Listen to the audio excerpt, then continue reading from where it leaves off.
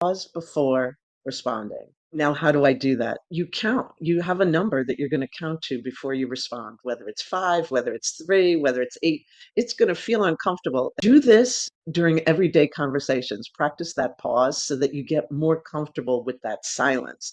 Because when we fill it too much, it doesn't leave room for others to speak up. And that short pause is never a moment of nothing. Curiosity is important. And I emphasize that we've got to start with open questions, the ones like yes and, how, what, and I'm emphasizing how and what. If we're in a tense situation, avoid the why. The why in our lives, in our purpose is like great to talk about. But if we're in tense situations, that why puts people on the defensive. It could be used later because we do want to know the why, but try to replace it with a how or a what at the beginning, because if it gets into the defensive, it becomes that attack and defend thing. And listen more. It's that whole idea of stop listening to respond.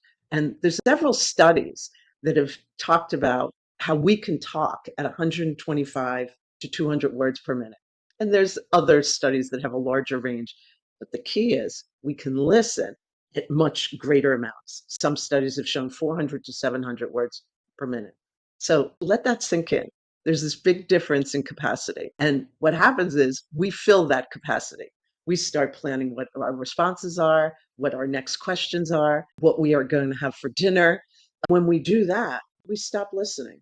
So we have to just listen. And don't worry, we're going to have time to plan our response after they're done talking. I like to say, step up to the balcony. You may be in the conflict if you're part of it, and step up to the balcony.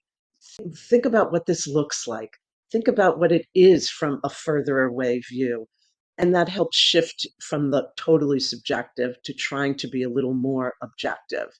And it helps to see it from those other angles.